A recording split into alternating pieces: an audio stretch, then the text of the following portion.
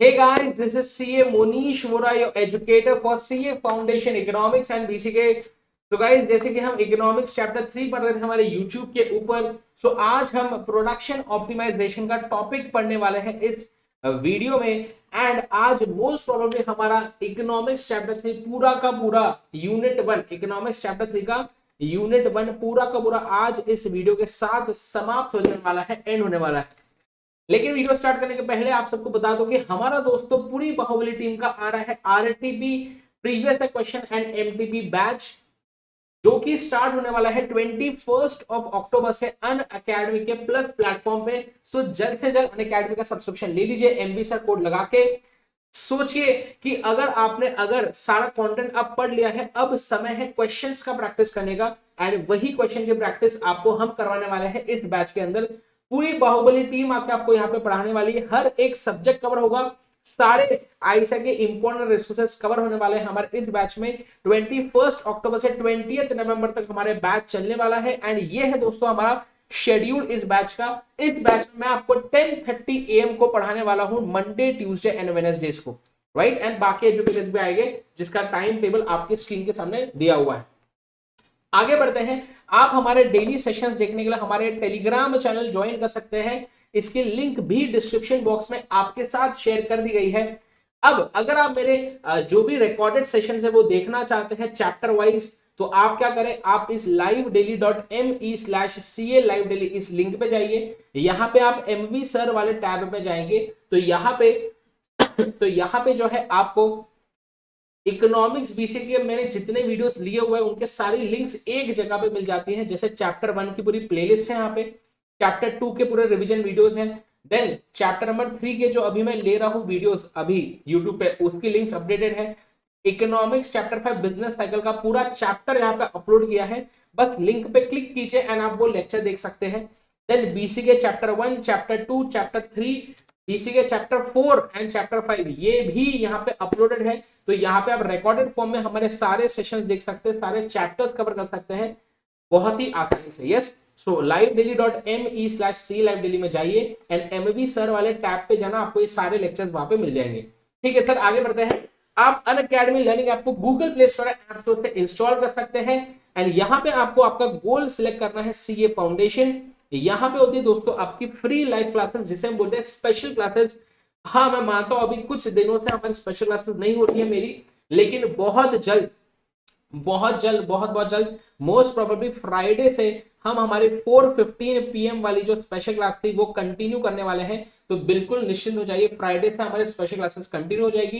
And अगर आप हमसे आरटीपी एमटीपी बैच में पढ़ना चाहते हैं, अगर आप हमसे लक्ष्य बैच के लेक्चर्स देखना चाहते हैं, अगर आप मिशन सक्सेस बैच के लेक्चर्स देखना चाहते हैं, तो अन अकेडमी का सब्सक्रिप्शन ले लीजिए, अन अकेडमी प्लस या आइकॉनिक का। दोनों में सेम क्लासेस मिलती है, लेकिन प्लस में आपको मिलते हैं पीडीएफ नोट्स एंड आइकॉनिक में ये सारे प्लस के सारे बेनिफिट्स के साथ साथ आपको एडिशनल फीचर्स मिलते हैं, जैसे कि पर्सनल कोच जो आपको स्ट्रेटजी पढ़ाई करने में हेल्प करते हैं, printed books, evaluated test series and discussion channel iconic में मिलता है। तो Lakshya batch, mission success batch, इसके वीडियोस आप रिकॉर्डेड फॉर्म में भी देख सकते हैं। तो जल्द से जल्द अनअकैडमी प्लस या आइकॉनिक का सब्सक्रिप्शन ले लीजिए। अगर आप एमबी सर कोड यूज करते हैं तो आपको एडिशनल 10% का डिस्काउंट मिलता है सब्सक्रिप्शन लेते समय। तो एमबी सर कोड यूज करना ना भूले। एंड अभी बेटा अभी जो ऑफर्स चल रहे हैं मैं आपको वो बता दूं कि 2 मंथ्स एक्स्ट्रा आपको मिलेगा। अगर आप सीए फाउंडेशन का 12 मंथ का सब्सक्रिप्शन लेते हैं तो आपको 2 मंथ्स एक्स्ट्रा मिलेंगे। एंड अगर आप 6 मंथ्स का सब्सक्रिप्शन लेते हैं तो आपको 1 मंथ एक्स्ट्रा मिलेगा आपके सब्सक्रिप्शन पे। एंड ये ऑफर कल तक वैलिड है, 14 अक्टूबर तक ही वैलिड है भैया। तो जल्द से जल्द क्लेम कीजिए एंड आइए हमारे अनअकैडमी प्लस पे हमसे पढ़िए हमारे आरटीपी एमटीपी बैचेस में। एंड आप चाहें तो सबसे बेस्ट है प्लस का कॉम्बो सब्सक्रिप्शन। फाउंडेशन के बाद इंटर की क्लास वैसे भी आपको लगाना ही है, तो 2 साल का कॉम्बो ले लीजिए। 2 साल का कॉम्बो अगर आप लेते हैं तो फाउंडेशन के बाद इंटर की भी क्लास आप हमसे कर पाएंगे। तो 1 साल या 2 साल का कॉम्बो सब्सक्रिप्शन भी ले सकते हैं। फाउंडेशन इंटर दोनों की क्लासेस एक सब्सक्रिप्शन में मिल जाती है। Again MB sir code use करेंगे तो एडिशनल 10% डिस्काउंट मिलेगा, लिंक डिस्क्रिप्शन बॉक्स में है। जैसे प्लस का कॉम्बो है वैसे आइकॉनिक का भी कॉम्बो आता है, लिंक डिस्क्रिप्शन बॉक्स में जाके आप ये भी सब्सक्राइब चाहे तो कर सकते हैं। एंड कॉम्बैट जो टेस्ट सीरीज हमारी होती है कॉम्बैट टेस्ट सीरीज में भी आप एनरोल कर सकते हैं। वहां पे भी जाके अगर आप उस टेस्ट सीरीज में आपके टॉप रैंक्स आते हैं तो आपको एक्स्ट्रा डिस्काउंट मिलते हैं अनअकैडमी के सब्सक्रिप्शन पे। चलिए सो अब हम आ जाते हैं बेटा कौन से टॉपिक पे, प्रोडक्शन ऑप्टिमाइजेशन पे आ जाते हैं जल्दी से। तो आ जाइए बेटा प्रोडक्शन ऑप्टिमाइजेशन, राइट। कहां गया हमारा प्रोडक्शन ऑप्टिमाइजेशन, ये रहा। तो सबसे पहली बात आती है कि देखिए देखिए हम जब भी क्या पढ़ते हैं, हम जब भी हम जब भी पढ़ते हैं इकोनॉमिक्स चैप्टर 3, तो हम यहाँ पे प्रोडक्शन की बात कर रहे हैं। हम यहाँ पे एक फर्म की बात कर रहे हैं जो प्रोडक्शन कर रहा है। तो हम जनरली यहाँ पे ऐसा अज्यूम करते हैं कि हमारे जनरली अजम्पशन होता है कि हमारा जो फर्म है ना वो रैशनल फर्म है। हमारा फर्म क्या है बताइए, हमारा जो फर्म है ना वो एक रैशनल फर्म है, हम ऐसा अज्यूम करते हैं। अच्छा सर, रैशनल फर्म होने का मतलब क्या है, मतलब कि हर एक रैशनल फर्म क्या चाहेगा कि भैया हमारा जो प्रॉफिट होना, प्रॉफिट वो किसी भी तरह से हम मैक्सिमाइज कैसे कर सकते हैं, हमें ये पता होना चाहिए। हर एक रैशनल फर्म चाहेगा कि हम कैसे हमारा प्रॉफिट मैक्सिमाइज कर सकते हैं। अगर आपको आपका प्रॉफिट मैक्सिमाइज करना है, अगर अगर आपको आपका प्रॉफिट मैक्सिमाइज करना है तो आपको क्या करना पड़ेगा, आपको क्या करने को पड़ेगा बताइए। अगर किसी रैशनल फर्म मतलब क्या, ऐसा फर्म जो हमेशा चाहता है कि उनका प्रॉफिट मैक्सिमाइज हो, अगर वो अपना प्रॉफिट मैक्सिमाइज करना चाहता है तो आपको क्या करना पड़ेगा, इसके लिए आपको आपका कॉस्ट मिनिमाइज करना पड़ेगा। ओ, तो सर ये जो कॉस्ट है, ये कॉस्ट मतलब क्या, कॉस्ट ऑफ प्रोडक्शन की बात कर रहे हैं। आपका कॉस्ट ऑफ प्रोडक्शन, आप जो आउटपुट बना रहे हैं उसका कॉस्ट कौन सी चीज पे डिपेंडेंट है, तो आपका कॉस्ट ऑफ प्रोडक्शन डिपेंडेंट होता है, आपका कॉस्ट ऑफ प्रोडक्शन डिपेंडेंट होता है आपके इनपुट्स पे, कि आप कौन से फैक्टर्स ऑफ प्रोडक्शन यूज करते हैं प्रोडक्शन करने के लिए। अब आपको पता है कि हम हमारे एनालिसिस के लिए, फॉर एनालिसिस पर्पस या फॉर एनालाइजिंग पर्पस, हम जो है ऐसा अज्यूम करते हैं कि हमारे पास सिर्फ दो ही इनपुट है, एक है लेबर एंड एक है कैपिटल। यस और नो बताइए, एक है लेबर एंड एक है कैपिटल, हम ये अज्यूम करते हैं। तो अब बात ये आती है कि देखिए हम सबसे पहले कोई भी एक फर्म क्या डिसाइड करता है कि उन्हें कितना आउटपुट बनाना है ना, उनको वो सबसे पहले अपने आउटपुट का साइज डिसाइड करता है, right. And then for example हमने डिसाइड किया कि हमें 1000 यूनिट्स बनाने हैं, एग्जाम्पल 1000 यूनिट्स बनाने हैं, तो इन 1000 यूनिट्स बनाने के लिए मुझे कितना कितना लेबर लगेगा एंड कितना कितना कैपिटल लगेगा, जिससे हमारा कॉस्ट ऑफ प्रोडक्शन, जिससे हमारा, अच्छा how much capital and labour, जिससे हमारा कॉस्ट ऑफ प्रोडक्शन जो है वो मिनिमाइज हो सके। तो इसका एनालिसिस हम आज इस प्रोडक्शन ऑप्टिमाइजेशन टॉपिक में करने वाले हैं। यही चीज है पूरा क्रक्स ऑफ प्रोडक्शन ऑप्टिमाइजेशन, कि हम प्रोडक्शन को इस तरह से ऑप्टिमाइज करना चाहते हैं, हम प्रोडक्शन को इस तरह से ऑप्टिमाइज करना चाहते हैं कि हमारा खर्चा, कॉस्ट ऑफ प्रोडक्शन मिनिमम आए एंड हमारा प्रॉफिट मैक्सिमाइज हो सके। तो ये कैसे हो सकता है, वही चीजें हम देखने वाले हैं प्रोडक्शन ऑप्टिमाइजेशन में। आई होप आपको ये समझ में आ रहा है कि टॉपिक क्या बोलना चाह रहा है, पहले तो ये आपको समझ में आ रहा है, मैं ऐसा आशा कर रहा हूं। ठीक है सर, अब बात आती है बेटा, सबसे पहले इसमें बात आती है, सबसे पहले इस टॉपिक में बात आती है बेटा आइसो क्वांट की। आइसो क्वांट या इसे मैं बोल सकता हूं राजा production indifference curve, production indifference curve. Oh sir, हमने ना ऐसा कुछ तो भी, हमने ना सर ऐसा इन डिफरेंस कर्व जैसा ना हमने चैप्टर नंबर 2 में पढ़ा हुआ है। सर देखिए हम आपको बताते हैं, आपको क्या पता सर, हम बताते, सुनिए हमारी बात सुनिए सर। अच्छा अच्छा, बोलो बेटा बोलो। सर देखिए हमने ना सर इकोनॉमिक्स के चैप्टर नंबर 2 में यूनिट 2 में हमने पढ़ा था ऑर्डिनल अप्रोच, हमने पढ़ा था एक ऑर्डिनल अप्रोच। हमने उसमें सर, हमने ना उसमें पढ़ा था इन डिफरेंस कर्व के बारे में। तो वहां पे जो इन डिफरेंस कर्व था, वहां पे जो इन डिफरेंस कर्व था, है ना सर, जो इकोनॉमिक्स चैप्टर 2 यूनिट 2 में जो इन डिफरेंस कर्व है वो वाला अलग था क्या? हाँ वो अलग था बेटा, एंड ये वाला अलग है, लेकिन कॉन्सेप्ट सेम है ना। वहां पे जो हम इन डिफरेंस कर्व पढ़ते हैं वो क्या बताता है, सुनेंगे ध्यान से।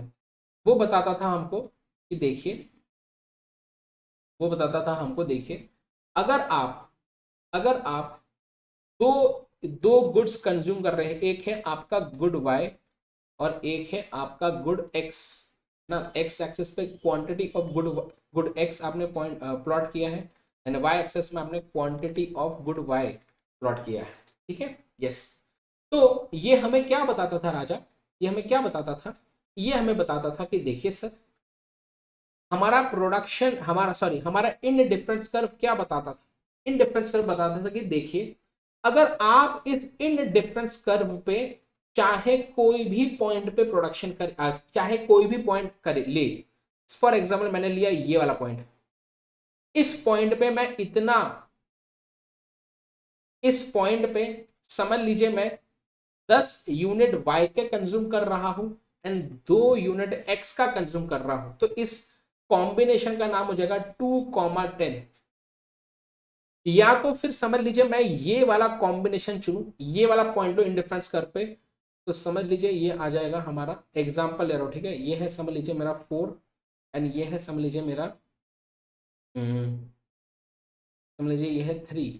तो क्या हो जाएगा, जो ये हो जाएगा 4,4,3, right, 4,3, right. Yes sir. So सुनेंगे ध्यान से, सुनेंगे ध्यान से, ये क्या बताता है हमें, ये क्या बताता है, इन डिफरेंस कर्व क्या बताता है, इन डिफरेंस कर्व बताता है, इन डिफरेंस कर्व बताता है कि देखिए, एक इन डिफरेंस कर्व पे जितने भी पॉइंट्स लाई करते हैं एंड वो पॉइंट्स से हमें जो कॉम्बिनेशन मिलता है of good x and good y, जो भी कॉम्बिनेशंस मिलते हैं, combinations of good x and y lying on same indifference curve, एक ही इंडिफरेंस कर्व में जो लाई करते हैं, give same level of satisfaction, give same level of satisfaction to the consumer. मतलब कि अगर आप कंज्यूमर को, अगर आप कंज्यूमर को ये कॉम्बिनेशन ए देंगे, बंडल ए देंगे, बंडल ए में क्या है, 2 यूनिट एक्स के हैं, 10 यूनिट वाई के हैं, तो उस कंज्यूमर को बंडल ए से जितना सेटिस्फैक्शन मिलेगा उतना ही सेटिस्फैक्शन उसे बंडल बी से मिलेगा। एंड जितने भी पॉइंट्स लाई करते हैं इन डिफरेंस कर्व में, इन सारे पॉइंट्स पे सेम सेटिस्फैक्शन मिलता है। ऐसा इन डिफरेंस कर्व का कॉन्सेप्ट बोलता था इकोनॉमिक्स चैप्टर 2 यूनिट 2 में। तो सर अभी जो हम पढ़ रहे हैं, हम तो अभी कहां पर है, हम अभी कहां पर है सर, हम तो अभी है दोस्तों, हम तो अभी है, हम तो अभी है इकोनॉमिक्स चैप्टर 3 यूनिट 1 में। यहां पे जो हमारा आइसो क्वांट होता है, या जिसे मैं प्रोडक्शन इन डिफरेंस कर्व कहता हूं, यहां पे दोस्तों ये बोलता है, सुनना बात ध्यान से, ये बोलता है, सुनना ध्यान से, ठीक है, ये सब सुन रहे हैं। ये बोलता है कि देखिए, देखिए हमारे दो एक्सेस है बेटा, एक है एक्स एक्सेस, एक है वाई एक्सेस, एक्स एक्सेस और ये है वाई एक्सेस, ठीक है। हम एक्स एक्सेस पे प्लॉट करते हैं हमारे इनपुट एक्स को, input x, and y axes पे हम करते हैं प्लॉट इनपुट वाई को, या मैं बोल सकता हूं quantity of input y and quantity of input x, right. ठीक है सर। अब अब राजा मैं बनाने वाला हूं हमारा production in difference, production indifference curve, या जिसे हम बोल सकते हैं आइसो क्वांट। तो ये मैंने एक आइसो क्वांट बना दिया, ठीक है। ये एक आइसोपॉइंट क्या बताता है, जैसे कि हमारा इनडिफरेंस कर्व क्या बता रहा था, यहाँ पे हमारा इनडिफरेंस कर्व चैप्टर 2 यूनिट 2 का क्या बता रहा था, ये बता रहा था लेवल ऑफ सेटिस्फैक्शन को डिपिक्ट कर रहा था। किसको डिपिक्ट कर रहा था, ये लेवल ऑफ सेटिस्फैक्शन को डिपिक्ट कर रहा था। उसी प्रकार से हमारा आइसोपॉइंट क्या डिपिक्ट करता है, हमारा आइसोपॉइंट राजा डिपिक्ट करता है, हमारा आइसोपॉइंट डिपिक्ट करता है, सुनना ध्यान से, कुछ जबरदस्त बात बता रहा हूं। हमारा एक आइसोपॉइंट डिपिक्ट करता है लेवल ऑफ आउटपुट रिड्यूस्ड। हाँ, ये क्या बताता, सुनना। जैसे कि मैंने आइसो पॉइंट पे एक ये वाला पॉइंट लिया, ठीक है, ये मैंने एक पॉइंट लिया आइसो पॉइंट पे, यहां से मैंने बना दिया ऐसा, एंड ये मैंने एक पॉइंट लिया आइसो पॉइंट पे। इस पॉइंट पे समझ लीजिए हम समझ लीजिए हम समझ लीजिए यहाँ पे 12 यूनिट्स ऑफ क्या बताइए, या 8 लेते चलिए, 8 units of y, input y use कर रहे हैं, एंड हम 2 यूनिट ऑफ एक्स यूज कर रहे हैं। तो ये हो जाएगा 2,8। तो ये है समझ लीजिए हमारा बंडल ए। अब समझना बात को क्या बोल रहा है, ये बोलता है आइसोपॉइंट कि अगर आप 2 यूनिट एक्स के यूज करते हैं एंड 8 यूनिट इनपुट वाई के यूज करते हैं, तो इनको मिला के फॉर एग्जाम्पल आपका आउटपुट बनता है, फॉर एग्जाम्पल आपको इनका मिला के आपका आउटपुट बनता है 100 यूनिट्स का। कितना बनता है, 100 यूनिट्स का आउटपुट बनता है। तो अगर मैं इसी आइसो क्वांट में, अगर मैं इसी आइसो क्वांट में कोई दूसरा पॉइंट लूंगा, फॉर एग्जाम्पल ये मैंने पॉइंट लिया ये वाला, है ना, तो समझ लीजिए अगर मैंने ये वाला पॉइंट लिया,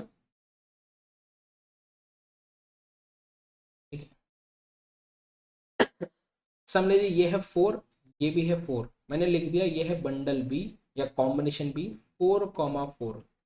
तो बोलता है आइसो क्वांट क्या बोल रहा है कि इस आइसो क्वांट पे अगर आपने बंडल ए लिया तो 2 यूनिट एक्स के एंड 8 यूनिट वाई के, तो बंडल ए क्या बोल रहा है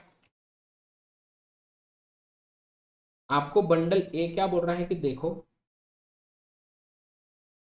आपका इनपुट एक्स एंड यहाँ पे इनपुट वाई, बंडल ए बोल रहा था कि 2 यूनिट एक्स के एंड 8 यूनिट वाई के यूज करोगे तो आपका आउटपुट कितना बनेगा, 100 यूनिट्स का बनेगा। एंड बंडल बी क्या बोलता है, वो बोलता है कि अगर आपने 4 यूनिट एक्स के लिए एंड 4 यूनिट वाई के लिए तो भी आपका आउटपुट 100 यूनिट्स ही बनेगा। मतलब कि हमारा ये वाला इंडिफरेंस कर्व क्या बता रहा था चैप्टर 2 वाला, कि चाहे कोई भी पॉइंट ले लो आप इंडिफरेंस कर्व पे, हर पॉइंट पे लेवल ऑफ सेटिस्फैक्शन सेम रहता है। ये आइसोक्वांट ये बोलता है कि आप आइसोक्वांट पे कोई भी पॉइंट ले लो, हर पॉइंट पे लेवल ऑफ आउटपुट आपका सेम रहेगा। अच्छा, तो हमें कितना इनपुट यूज करना चाहिए एक पर्टिकुलर लेवल ऑफ आउटपुट बनाने के लिए, ये हमको आइसोक्वांट बताएगा। हम चाहे हम अगर चाहे तो हम ये 100 यूनिट्स, हम अगर चाहे तो हम ये 100 यूनिट्स यहां पे भी इस कॉम्बिनेशन में भी बना सकते हैं। मैं चाहूं तो मैं क्या कर सकता हूं, मैं चाहूं तो क्या कर सकता हूं, मैं 6 units of y and 3 units of x, 3,6, अगर मैंने बंडल C चुना 3 units of x and 6 units of y, तो भी आउटपुट 100 यूनिट्स ही बनेगा। ओ मतलब कि हमारा आइसोपॉइंट क्या बता रहा है कि चाहे कोई भी पॉइंट ले लू मैं आइसो पॉइंट पे, हर पॉइंट पे मेरा सेम लेवल ऑफ आउटपुट बनता है। सर अगर मुझे 100 यूनिट से ज्यादा बनाना हो तो, अगर 100 यूनिट से ज्यादा बनाना हो तो क्या करूं, तो उसका अलग आइसो क्वांट बनेगा। समझ में आ रहा है, मतलब हर एक लेवल ऑफ आउटपुट के लिए अलग आइसो क्वांट बनता है।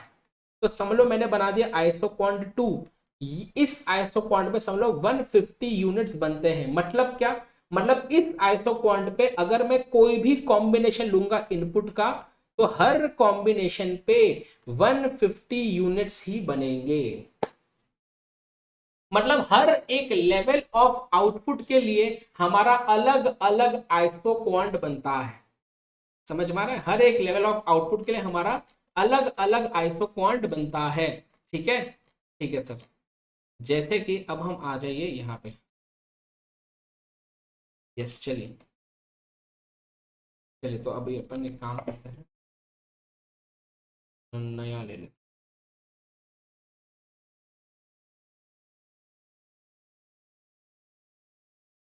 नया ले लेते। चलिए, मतलब क्या, आप सुनना बात ध्यान से। यस, सुनेंगे please.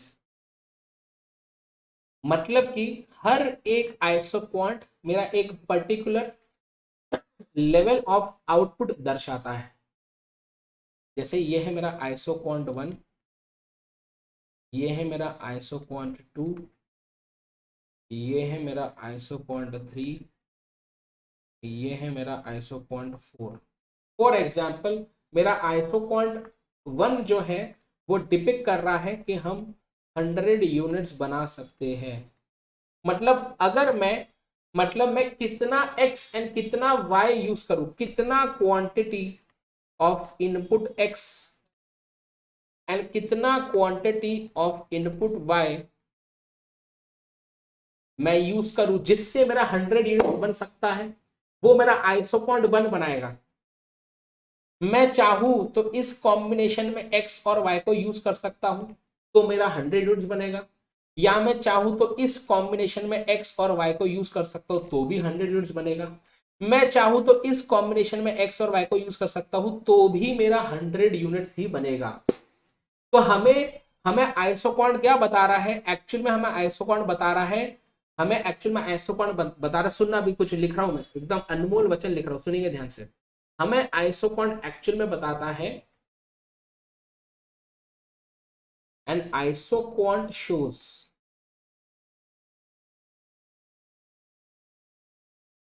shows various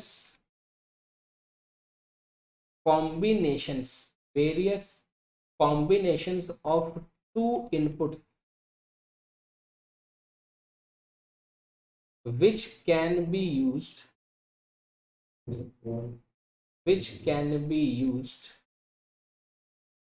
to produce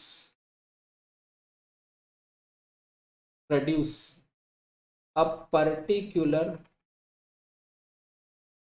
level of output। I hope आपको बात समझ में आ रही है। मतलब कि हमें आइसोक्वांट क्या बता रहा है, कॉम्बिनेशन ऑफ इनपुट की बातें कर रहा है, जिसको अगर यूज किया तो हम एक पर्टिकुलर लेवल ऑफ आउटपुट बना सकते हैं। For example 100 units. अगर मैं इससे ज्यादा बनाना चाहूं तो उसका अलग आइसोक्वांट बनेगा, इससे कम बनाना चाहूं तो भी अलग आइसोक्वांट बनेगा। मतलब कि एक लेवल ऑफ आउटपुट के लिए एक स्पेसिफिक आइसोक्वांट होता है। समझ में आ रहा है? जैसे अगर मुझे 100 यूनिट से ज्यादा बनाना है तो इससे ऊपर वाला आइसोक्वांट में ही 100 यूनिट से ज्यादा बन सकता है। आपको याद आ रहा है, हमने एक पढ़ा था बात, higher the indifference curve higher the level of satisfaction, हम पढ़ते हैं। उसी प्रकार से यहां पे भी वही लॉजिक लगता है। Higher the higher the isoquant higher the isoquant higher the level of output, या larger the level of output. समझ में आ रहा है? अच्छा, मतलब कि समझ लीजिए हमारा आइसोक्वांट 2 जो है, एग्जाम्पल के तौर पे इस पे 150 यूनिट्स बनते हैं। मतलब कि अगर मैं आइसोक्वांट 2 पे कोई भी कॉम्बिनेशन ऑफ इनपुट ले लूं, तो इन सारे कॉम्बिनेशंस में हमारा सेम आउटपुट 150 यूनिट्स ही बनेगा। इससे और ज्यादा बनाने तो और हायर आइसोक्वांट लेना पड़ेगा। समझ लीजिए यहाँ पे हमारा बन रहा है 200 यूनिट्स। मतलब कि इस आइसोक्वांट में मैं जितने भी पॉइंट्स ले रहा हूं, अगर मैं कोई भी कॉम्बिनेशन चुनूं इनपुट का, समझ लो, अगर मैं, समझ लीजिए मैंने चुना ये वाला, अगर मैं इस कॉम्बिनेशन में इनपुट यूज करूं या मैं इस कॉम्बिनेशन में इनपुट यूज करूं, या मैं इस कॉम्बिनेशन में इनपुट यूज करूं, दोनों में मेरा आउटपुट 200 यूनिट्स ही बनेगा, 200 यूनिट का ही आउटपुट बनेगा। क्या समझ में आ रही बात है क्या बोल रहा हूँ? यस और नो? वापस से, अगर मैं फॉर एग्जाम्पल मेरा IQ4 बता रहा है 250 यूनिट्स का, मतलब क्या है, मतलब कि IQ4 आइसोकॉन 4 पे मैं कोई भी कॉम्बिनेशन ऑफ इनपुट अगर चुनूंगा तो हर कॉम्बिनेशन में हमारा 250 यूनिट्स ही बनेंगे। ठीक है सर, समझ में अब आ गया। अब पढ़िए, तो isoquants are similar to, I hope आपको जबरदस्त मजा आ रहा होगा, राइट, एंड बातें समझ में आ रही होगी। इंपॉर्टेंट क्या है कि बातें समझ में आनी चाहिए। चलिए, तो isoquants are similar to indifference curve in the theory of consumer behaviour, है ना, जैसे इंडिफरेंस कर्व के तरह के हैं, सेम नहीं है, उसके तरह है। Isogon represents all those combination of inputs which are capable of producing same level of outputs, है ना। ये क्या बता है मुझे आइसोकॉन, वो सारे कॉम्बिनेशंस के बारे में बता रहा है जो सेम लेवल ऑफ आउटपुट बना सके। आइसोकॉन 2 क्या बता रहा है, वो सारे कॉम्बिनेशन ऑफ इनपुट की बातें कर रहा है जिसको यूज करके मैं सेम 150 यूनिट बना सकता हूं। समझ में आ रहा है? ठीक है, आगे। Since an isoquant curve represents all those combinations of inputs which yield equal quantity of output, a producer is indifferent as to which combination he chooses. अरे भैया, अगर हमारा प्रोड्यूसर बोलता है, अगर हमारा प्रोड्यूसर बोलता है कि मुझे 100 यूनिट्स बनाने हैं, तो चाहे आप उसे कॉम्बिनेशन ए, कॉम्बिनेशन बी या कॉम्बिनेशन सी, आप कॉम्बिनेशन ए में एक्स और वाई का जितना यूनिट है वैसा यूज करो, या कॉम्बिनेशन बी यूज करो, या कॉम्बिनेशन सी यूज करो, हर कॉम्बिनेशन में तो 100 यूनिट्स ही बन रहे हैं। तो हमारा प्रोड्यूसर जो है वो इनडिफरेंट हो जाता है इन तीनों के बीच में, मतलब कि ए भी चलेगा, बी भी चलेगा, सी भी चलेगा, क्योंकि उसे तो बनाना 100 यूनिट्स ही है। इन डिफरेंट का मतलब होता है, जैसे मैं एग्जांपल देता हूं हमेशा, किसका बताइए, मॉम का, कि जो मम्मियां होती हैं, मॉम समझ लीजिए एक मम्मी है, उसके एक बेटा है, एक बेटी है, तो ऐसा होता क्या कि वो बेटे को ज्यादा प्यार करेंगे या बेटी को ज्यादा प्यार करेंगे? नहीं, जितना प्यार वो बेटे से करते हैं उतना ही प्यार बेटी से करते हैं। तो ये हो जाए, इसका मतलब है कि mom is indifferent, mom is indifferent between son and daughter. जितना प्यार वो बेटे से करते हैं उतना ही प्यार वो बेटी से करते हैं। उसी प्रकार से हमारा प्रोड्यूसर जो है इनडिफरेंट हो जाता है एक आइसोक्वांट के कॉम्बिनेशंस के ऊपर, कि एक पर्टिकुलर आइसोक्वांट में जितने भी कॉम्बिनेशंस है वो सब में इनडिफरेंट है, क्योंकि सारे कॉम्बिनेशन में से कोई भी कॉम्बिनेशन अगर चुना तो बनेगा तो 100 यूनिट। समझ में आ रहा है? इसलिए हम इसे प्रोडक्शन इनडिफरेंस कर्व भी इसे बोलते हैं, राइट। सो देखिए, इसे हम इक्वल प्रोडक्ट कर्व बोल सकते हैं। क्यों? क्योंकि एक कर्व पे चाहे कोई भी आप ले लो कॉम्बिनेशन, सब में इक्वल टोटल प्रोडक्ट बनता है, इक्वल आउटपुट बनता है, इसलिए इसे हम इक्वल प्रोडक्ट कर्व बोल सकते हैं, प्रोडक्शन इन डिफरेंस कर्व बोल सकते हैं, या इसे आइसो प्रोडक्ट, आइसो का मतलब होता है इक्वल, प्रोडक्ट का मतलब होता है प्रोडक्शन। तो आइसो प्रोडक्ट मतलब क्या? आइसो का मतलब होता है इक्वल, प्रोडक्ट का मतलब होता है आपका आउटपुट। तो इक्वल आउटपुट, ऐसा कर्व जिसपे हर पॉइंट पे हमारा इक्वल आउटपुट बनता हो। उसी प्रकार से आइसो क्वांट क्या है? आइसो क्वांट, आइसो मतलब इक्वल, क्वांट मतलब क्वांटिटी ऑफ आउटपुट। ऐसा कर्व जिसपे हर पॉइंट पे इक्वल क्वांटिटी ऑफ आउटपुट बन रहा है वही तो है आइसोक्वांट। समझ में आ गया सबको? चलिए आगे बढ़ेंगे नेक्स्ट। अब आइसोक्वांट का हमने यहाँ पे एग्जांपल दिया है कि फॉर एग्जांपल हम हमारे इनपुट x, हमारे पास दो इनपुट्स हैं, input x and input y, इन दो इनपुट को यूज करके हम हमारा आउटपुट बना रहे हैं और उसको यूज करके हमने आइसोक्वांट बनाया है। समझो ये आइसोक्वांट डिपिक्ट कर रहा है कि हम 200 नहीं, हम 20 यूनिट्स ऑफ आउटपुट बना रहे हैं। इसका मतलब क्या है कि इस आइसोक्वांट पे चाहे मैं कोई भी कॉम्बिनेशन ऑफ इनपुट चुनूं, चाहे मैं कोई भी कॉम्बिनेशन ऑफ इनपुट चुनूं, हर कॉम्बिनेशन ऑफ इनपुट पे हमारा 20 यूनिट्स ही बनेगा। चाहे मैं 1 unit x and 12 unit y use करूंगा तो भी 20 यूनिट बनेगा, या अगर मैं 3 unit x and 5 unit y के अगर यूज किया तो भी मेरा 20 यूनिट्स ही बनेगा। मतलब ये वो सारे फैक्टर कॉम्बिनेशंस है जहां पे हमारा सेम लेवल ऑफ आउटपुट बनेगा। क्या बात समझ में आ रही है सबको? बताइए फास्ट। Okay okay. तो अगर हम इन सारे हम अगर ऐसे फैक्टर कॉम्बिनेशंस निकाले, हम अगर ऐसे फैक्टर कॉम्बिनेशंस निकाले जिसपे सेम आउटपुट बनता हो एंड उन सारे फैक्टर कॉम्बिनेशंस को प्लॉट करेंगे ग्राफ पे, तो हमें हमारा आइसो क्वांट मिल जाता है। समझ में आ रहा है? यस, ठीक है सर।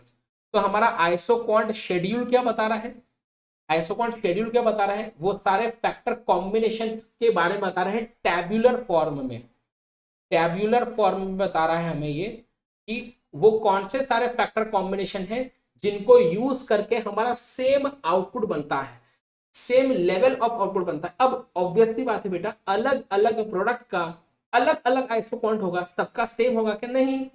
अरे अगर मुझे मोबाइल बनाना है तो उसका प्रोडक्शन आइसो क्वांट अलग होगा, अगर मुझे एमवी ओला बनाना है तो उसका आइसो क्वांट अलग बनेगा। ऑब्वियसली प्रोडक्ट टू प्रोडक्ट ये डिफर होता है। ठीक है सर, ओके, है ना? अब बच्चों को वही प्रॉब्लम है, कुछ लोग अभी सोचेंगे सर ये एमआरटीएस क्या है। धैर्य रखिए, सब चीजें बता रहा हूं। ठीक है सर, आगे आगे बढ़ेंगे नेक्स्ट। अब जैसे हमने इन डिफरेंस कर्व में बेटा, जैसे हमने इन डिफरेंस कर्व में क्या पढ़ा था, हमने इन डिफरेंस कर्व में इसकी प्रॉपर्टीज पढ़ी थी। इन डिफरेंस कर्व की नहीं, प्रॉपर्टीज ऑफ इंडिफरेंस कर्व। वैसे ही यहां पे बेटा आता है properties of isoquant. Properties of क्या बताइए? Isoquant. चलिए तो अब देखेंगे, नेक्स्ट पॉइंट है हमारा प्रॉपर्टीज ऑफ आइसो क्वांट। चलिए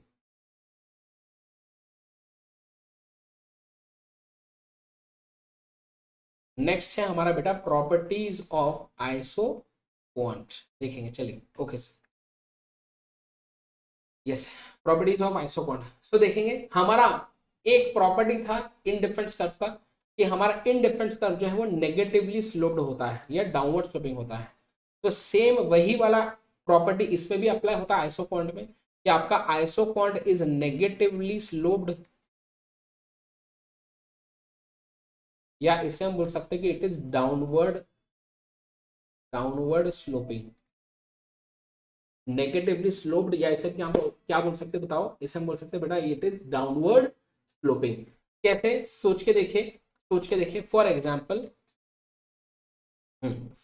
सोच के देखना अभी, ठीक है? आपको समझा रहा हूं मैं कैसे हो रहा है, समझिए बात को, ठीक है? सुनना ध्यान से प्लीज। समझो ये मेरा एक आइसो क्वांट है एंड इस आइसो क्वांट पे हम 100 यूनिट्स बना सकते हैं। ठीक है, ये मतलब ये 100 यूनिट्स का आइसो क्वांट है। मतलब क्या? इस पे अगर मैं कोई भी कॉम्बिनेशन चुनूंगा तो हर कॉम्बिनेशन में 100 यूनिट्स ही बनेंगे। समझ के देखो, अगर मेरा ये कॉम्बिनेशन जो है, ये कॉम्बिनेशन है, समझ लो ये कॉम्बिनेशन है, समझ लीजिए कि मैं यहाँ पे लिख देता हूँ बेटा 25 70।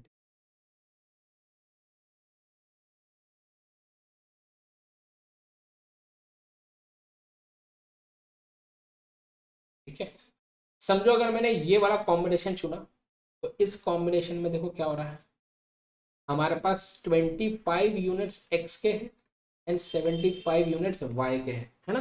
25 यूनिट्स हम एक्स के यूज कर रहे हैं एंड 75 यूनिट्स वाई के यूज कर रहे हैं। तो अगर मैंने इस कॉम्बिनेशन में चुना तो भी हमारा 100 यूनिट्स बनेंगे। अब सोच के देखना कि ये है मेरा कॉम्बिनेशन ए। ठीक है, तो कॉम्बिनेशन ए क्या बोल रहा है कि भैया आप एक्स के 25 यूनिट्स यूज करो, वाई के 75 यूनिट्स यूज करो, तो आपका आउटपुट अपने आप 100 यूनिट्स का बनेगा। अब सोच के देखिए, अगर मुझे बताओ, अगर मुझे इनपुट x को बढ़ाना है, अगर मुझे इनपुट x को बढ़ाना है, समझ लीजिए मुझे 50 चाहिए, इनपुट x चाहिए 50 यूनिट्स चाहिए। तो देखिए y का वैल्यू आप देखेंगे, y का वैल्यू आएगा कुछ 25 से 50 के बीच में। एग्जाम्पल के तौर में मैं ले लेता हूँ 35। तो कॉम्बिनेशन बी बोलता है कि 50, 35। कॉम्बिनेशन बी बोलता है कि अगर 50 यूनिट्स x के यूज किया तो 35 यूनिट्स y के आप यूज करना पड़ेगा, तो भी आपका 100 यूनिट्स ही बनेगा। अब सोच के देखो, अगर मैंने, अब समझना ध्यान से, अगर मैंने x का, अगर मैंने इनपुट x को इंक्रीज किया, अगर मैंने इनपुट x को इंक्रीज किया, तो अपने आप मुझे y को डिक्रीज करना ही पड़ेगा। सर ऐसा क्यों? सोच के देखो, अगर मैं x को इंक्रीज करूं, मैंने बोला कि समझो इनपुट x मुझे 50 यूनिट चाहिए एंड इनपुट y समझ लो मैं 75 से ज्यादा यूज कर रहा हूं, समझ लो मैंने 90 यूनिट्स y के यूज किया, तो आप बताइए जितना प्रोडक्शन हम 25,75 से कर पा रहे थे, क्या उतना ही सेम प्रोडक्शन हम इससे कर पाएंगे क्या? सोच के देखो ना बेटा, x और y दोनों ही ज्यादा है इसमें, तो इसमें मोर देन 100 ही बनेगा ना, इसमें तो 100 से ज्यादा ही प्रोडक्शन होगा। अरे जब हमारा 25 units of x and 75 units of y हम यूज कर रहे थे, तब हम 100 यूनिट्स बना रहे थे। अगर किसी कॉम्बिनेशन में मैंने x भी ज्यादा लिया, y भी ज्यादा लिया, तो ऑब्वियस सी बात है कि इस कॉम्बिनेशन में ज्यादा ही बनेंगे 100 से। But same in difference curve पे रहने के लिए, सेम आइसो क्वांट पे रहने के लिए मुझे 100 यूनिट्स ही बनाने हैं। तो अगर मैं x को बढ़ा रहा हूं तो y को कम करना ही पड़ेगा, क्योंकि अगर दोनों को साथ में बढ़ाऊंगा तो हमारा 100 यूनिट से ज्यादा ही बनेगा ना राजा। अगर दोनों को साथ में कम किया तो 100 यूनिट से कम प्रोडक्शन होगा। इसीलिए अगर एक यूनिट को बढ़ाता हूं मैं, अगर मैं x को बढ़ाता हूं तो मुझे y को कम करना पड़ता है, एंड इनवर्सली अगर बोलो अगर y को मुझे बढ़ाना है तो x को कम करना पड़ेगा। मतलब कि हमारा इनवर्स रिलेशन है quantity of input x and quantity of input y में हमारा इनवर्स रिलेशन है। समझ में आ रही बात है क्या बोल रहा हूं? यस, इसलिए आपका डाउनवर्ड स्लोपिंग होता है आइसोक्वांट। नेक्स्ट पॉइंट देखेंगे, it is convex to the origin. Next point देखेंगे, it is convex to the origin. तो आपका जो आइसोक्वांट है वो कॉन्वेक्स टू द ओरिजिन होता है। सेम वे जो हमने वहां पे पढ़ा था, इन डिफरेंस कर भी कॉन्वेक्स टू द ओरिजिन होता है, अगर आपको याद आ रहा हो तो, राइट? अगर आपको याद आ रहा हो तो इंडिफरेंस कर्व भी आपका क्या होता है? कॉन्वेक्स टू द ओरिजिन ही होता है ना? सो चलिए देखेंगे जल्दी से ऐसा क्यों, राइट? सो आपने वहां पे सुना होगा कि वहां पे MRS होता है, मार्जिनल रेट ऑफ सब्स्टिट्यूशन। कहां पे? इन डिफरेंस कर्व में, इकोनॉमिक्स चैप्टर 2 में। उसी प्रकार से राजा यहां पे होता है, उसी प्रकार से यहां पे होता है marginal rate of technical substitution. यहां पे होता है marginal rate of technical substitution. समझ में आ रहा है? MRTS।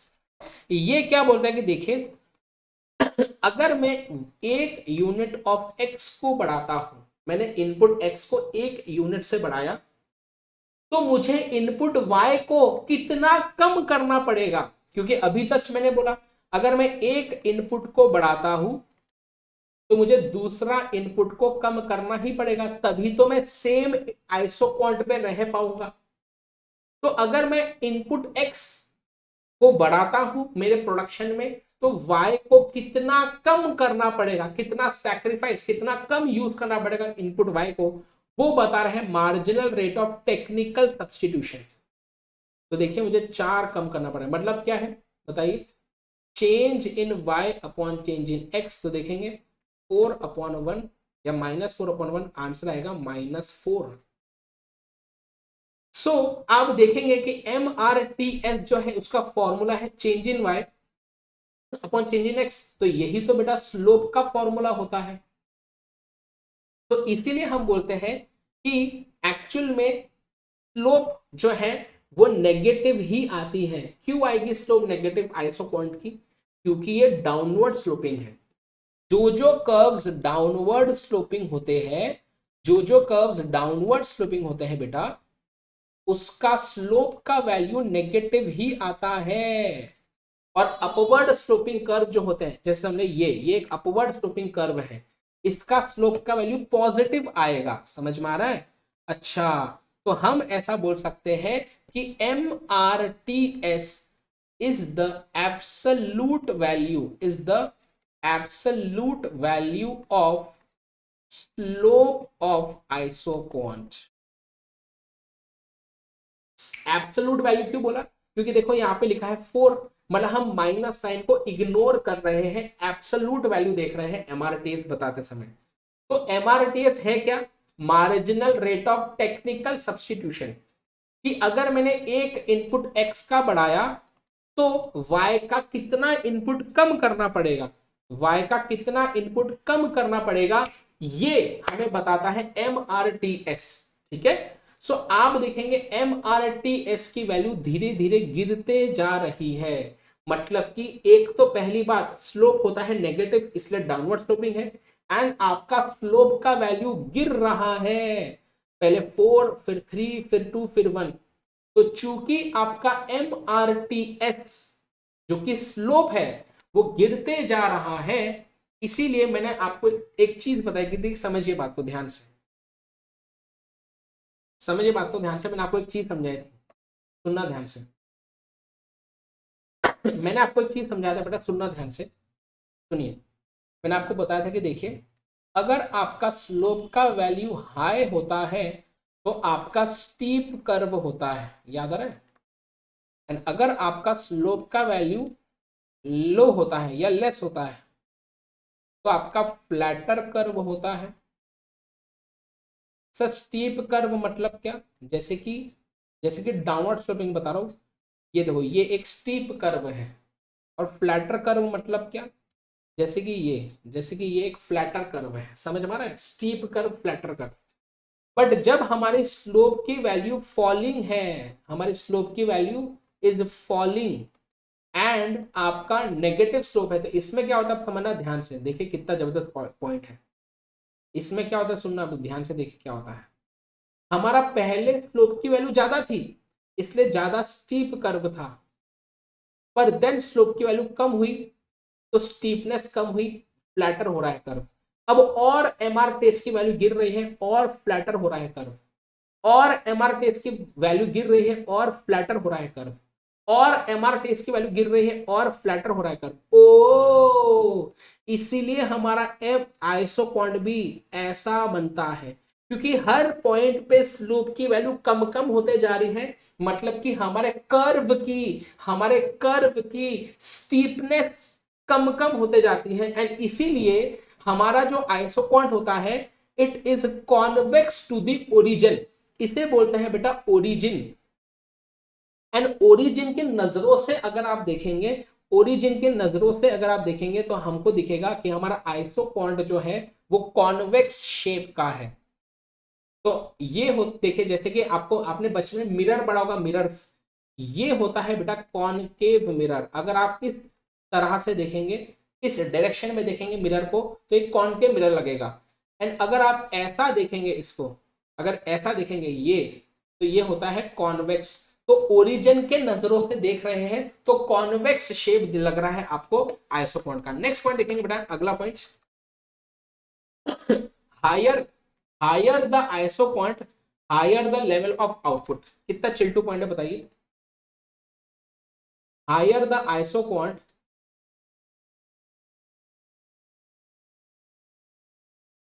Higher the isoquant higher the level of output. सोच के देखो कितना चिल्टू पॉइंट है, तो कोई दमी नहीं बेटा पॉइंट में। सुनना ध्यान से, सुनना ध्यान से। जैसे मैंने बना लिया, जैसे मैंने बनाया बेटा, देखिए जैसे कि मैंने बनाया मैंने ये एक आइसोक्वांट बनाया, आइसोक्वांट 1, मैंने ये बनाया आइसोक्वांट 2। अब देखिए मैं यहाँ पे बना रहा हूँ, समझो ये वाला मैंने ले लिया, ये वाला पॉइंट, ठीक है। मैं अगर इस कॉम्बिनेशन में जितना प्रोडक्शन कर रहा हूँ, अब आप मुझे बताना, अगर मैं x को इतना ही रखूँ एंड और आइसोकॉन 2 पे अगर कॉम्बिनेशन ले लूं तो क्या ऑब्वियस सी बात है, मुझे एक बात बताओ, सुनिए सुनिए समझिए, इसकी वैल्यू है यहाँ पे 8, ये है 2 एंड ये है 6। तो ये वाला पॉइंट क्या हो जाएगा मेरा, ये वाला पॉइंट क्या होगा, ये पॉइंट हो जाएगा मेरा 2,8, ये हो जाएगा मेरा 2,8, ये पॉइंट क्या हो जाएगा मेरा 6,8। अब आपका 2,8 लाई कर रहा है, 2,8 लाई कर रहा है आइसोक्वांट 1 पे एंड 6,8 लाई कर रहा है आइसोक्वांट 2 पे। आप मुझे खुद बताइए कौन से आइसोक्वांट पे ज्यादा प्रोडक्शन होगा। आइसोक्वांट 1 में मैं 2x एंड 8y यूज कर रहा हूं एंड आइसोक्वांट 2 पे 8y तो है ही, पर मैं अब ज्यादा x यूज कर रहा हूं। क्या ऑब्वियस सी बात है कि आइसोक्वांट 2 पे ज्यादा प्रोडक्शन होगा, ऑब्वियस सी बात है। तो जैसे जैसे आपका आइसोक्वांट का जैसे जैसे आपका आइसोक्वांट हायर जाता है, हायर द आइसोक्वांट, उसमें नंबर ऑफ यूनिट्स हम ज्यादा यूज करते हैं। तो higher the isoquant higher will be the level of output. Next point देखते हैं बेटा, दे आर नॉन इंटरसेक्टिंग, ये भी आपको याद है, आप सबको याद होगा, दे आर नॉन इंटरसेक्टिंग। कभी भी आइसोक्वांट एक दूसरे को इंटरसेक्ट नहीं कर सकते। आइसोक्वांट्स आर नॉन इंटरसेक्टिंग। इसका भी आपको हमने लॉजिक जो है पहले क्लासेस में बताया हुआ है, अब वापस एक बार बताया तो कोई दिक्कत की बात है ही नहीं। समझिए समझिए, अगर मेरा आइसोक्वांट अगर मेरा आइसोक्वांट इंटरसेक्ट होता तो क्या होता, वो बता रहा हूं, ठीक है। अगर आइसोक्वांट इंटरसेक्ट होता तो क्या होता, समझ लीजिए ये मेरा ऐसे दो मेरा आइसोक्वांट है, ये है आइसोक्वांट 1, ये है आइसोक्वांट 2, ठीक है ना। आइसोक्वांट 1 बहुत ही बुरा बनाया है, सॉरी बेटा, जीवन है थोड़ा सा होता है ऐसा। आराम, अच्छा अच्छा बना दो बस, अच्छा आपने बोला ना, अच्छा बना बस, चलिए। यार ये तो और भी बुरा बन रहा है, आज का दिन अच्छा नहीं लग रहा है मुझे। लास्ट ट्राई, मजा आ गया, ये बना है बेटा जबरदस्त आइसोक्वांट। समझो अभी बात को समझो, समझो आइसोक्वांट 1 पे, समझो आइसोक्वांट 1 जो है ये 100 यूनिट्स बना सकता हूँ मैं आइसोक्वांट 1 पे, एंड आइसोक्वांट 2 पे मैं 120 यूनिट्स बना सकता हूँ, ठीक है। ओके सर, क्योंकि दो आइसोक्वांट है, हर एक आइसोक्वांट अलग लेवल ऑफ प्रोडक्शन बताएगा, ठीक है। समझो ये है बेटा point A, this is point B, this is point, ठीक है। अब combination A and combination C में हमारा क्या 120 यूनिट्स बनेंगे, क्यों क्यों ऐसा 120 यूनिट्स क्यों बनेंगे, because A and C they both are lying on same isoquant 2, A and C they both are lying on same isoquant 2, इसलिए उस पर 120 यूनिट्स बनने चाहिए।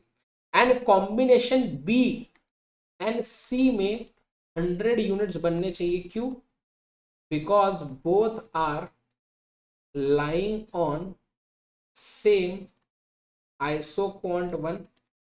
तो इसके हिसाब से अगर A is equal to C, B is equal to C, तो क्या A इक्वल टू B होना चाहिए, कि जितना A में बन रहा है उतना ही B में बनना चाहिए। बट क्या ऐसा पॉसिबल है, नहीं, ऐसा पॉसिबल है ही नहीं। क्यों ऐसा पॉसिबल नहीं है, ऐसा पॉसिबल नहीं है, क्यों, because both are on separate indifference curve, separate isoquant. Oh मतलब कि ये गड़बड़ हुई क्यों, ऐसी गड़बड़ क्यों हुई, क्योंकि आपका आइसोक्वांट इंटरसेक्ट हो गया। ये क्या दर्शा रहा है, ये वही चीज दर्शा रहा है कि दो आइसोक्वांट इंटरसेक्ट कर ही नहीं सकते, क्योंकि अगर इंटरसेक्ट करेंगे तो ऐसे कंक्लूजन्स आते हैं जिसका कोई सेंस ही नहीं बनता। इसीलिए दो आइसोक्वांट कभी इंटरसेक्ट नहीं कर सकते, ठीक है। चलिए आगे बढ़ेंगे नेक्स्ट एंड फाइनली। तो सर ये तो सारे के सारे सेम हैं, सर सारे के सारे तो सेम हैं, प्रॉपर्टीज अलग क्या है, अलग ये है कि हमारा इन डिफरेंस, इस पे एमसीक्यू आता है बेटा, ठीक है। हमारा जो इन डिफरेंस कर्व होता है वहां पे हम क्या करते हैं, हम लेवल ऑफ सेटिस्फैक्शन की बात करते हैं। एंड हम लेवल ऑफ सेटिस्फैक्शन को क्या क्वांटिफाई कर सकते हैं क्या? क्या मैं क्वांटिटी में बता सकता हूं कि एग्जैक्टली कितना सेटिस्फैक्शन मिल रहा है? हम इसे क्वांटिफाई नहीं कर सकते, हम इसे क्वांटिफाई नहीं कर सकते। अरे सर क्या मजाक कर रहे हो, हम तो क्वांटिफाई कर सकते हैं। कैसे क्वांटिफाई कर सकते हो बेटा बताओ? सर यूटिल्स में, अरे सर यूटिल्स में कर सकते ना राजा मेरे दोस्त। हम इन डिफरेंस कर्व कहां पढ़ते हैं? Ordinal approach. क्या ऑर्डिनल अप्रोच में आप क्या सेटिस्फैक्शन को मेजर कर सकते हैं? नहीं, सिर्फ आप ऑर्डर ऑफ प्रेफरेंस बता सकते हैं। मतलब इन डिफरेंस कर्व में हम जिस चीज की बात करते हैं वो होता है लेवल ऑफ सेटिस्फैक्शन, जिसे हम क्वांटिफाई नहीं कर सकते, क्वांटिटी में नहीं बता सकते कि एग्जैक्टली कितना सेटिस्फैक्शन मिल रहा है। लेकिन यही चीज हम आइसो क्वांट में हम बात करते हैं लेवल ऑफ आउटपुट की। एंड हम क्वांटिफाई कैन इजीली, हम इजीली इसे क्वांटिफाई कर सकते हैं, बता सकते हैं एग्जैक्टली कितने यूनिट का प्रोडक्शन हो रहा है। तो बस ये इसमें एक एमसीक्यू आता है डिफरेंस का कि हमारा iso quant in difference curve में लेवल ऑफ सेटिस्फैक्शन हमको हम क्वांटिफाई नहीं कर सकते, लेकिन आइसो क्वांट में जो हम लेवल ऑफ आउटपुट की बात करते हैं उसे हम इजीली क्वांटिफाई कर सकते हैं। तो गाइज अब हमारा आज का ये सेशन यहाँ पे एंड करता हूं। आइसो क्वांट में एकदम डिटेल्ड चर्चा हमने कर ली है। अब हम नेक्स्ट क्लास में आइसो कॉस्ट पढ़ेंगे एंड इस यूनिट 1 को खत्म कर डालेंगे, बिल्कुल एंड कर देंगे, बिल्कुल आप निश्चिंत हो जाइए, ठीक है। So thank you so much guys, I hope आपको मजा आया होगा आज की क्लास पे। अब जो है आप क्या करें, आप हमारे इस RTP MTP previous question batch को जरूर ज्वाइन करें। 21 अक्टूबर से स्टार्ट हो रहा है अनअकैडमी प्लस पे। अनअकैडमी प्लस या आइकॉनिक का सब्सक्रिप्शन ले लो यार भैया, जल्दी से सब्सक्रिप्शन ले लो, एमवी सर कोड को यूज कीजिए एंड आ जाइए अनअकैडमी प्लस या आइकॉनिक पे। अभी आपका जो है क्या आ रहा है बताइए, आपका जो है यहाँ पे क्या आ रहा है बताइए ना फास्ट ऑफर है यहाँ पे। अगर 12 मंथ्स का लेंगे तो 2 मंथ्स एक्स्ट्रा, 6 मंथ्स का लेंगे तो 1 मंथ एक्स्ट्रा आपको ऑफर मिल रहा है। एंड आप चाहे तो कॉम्बो सब्सक्रिप्शन भी ले सकते हैं फाउंडेशन इंटर का। आई होप आपको मजा आया होगा। जरूर जरूर जरूर कमेंट करके आप बताइए कि आपको कैसा लगा है मुझसे पढ़ के। Thank you so much guys, thank you again. मुझे फॉलो कर लीजिए अनअकैडमी, यहाँ पे लिंक डिस्क्रिप्शन बॉक्स में है। एंड अगर आप मेरे रिकॉर्डेड सेशन देखना चाहते हैं तो इस लिंक पे चले जाना livedaily.me/cl एज इट इज। इस लिंक को टाइप करना ब्राउजर पे एंड एमवी सर वाले टैब पे चले जाना, तो आपको हमारे सारे सेशंस की लिंक मिल जाएगी। यस, तो again thank you so much guys, thank you again, thank you very very much. अपना ख्याल रखें, अपने पेरेंट्स का ख्याल रखें, क्योंकि हम हमारे पेरेंट्स के बिना कुछ भी नहीं है। लाइक करें, शेयर करें, सब्सक्राइब करें हमारे चैनल को। Thank you so much, thank you again, bye. मिलते हैं बेटा हमारे नेक्स्ट वीडियो में। कल हमारा ये यूनिट 1 100% कंप्लीट हो जाएगा, ठीक है। Thank you so much, bye.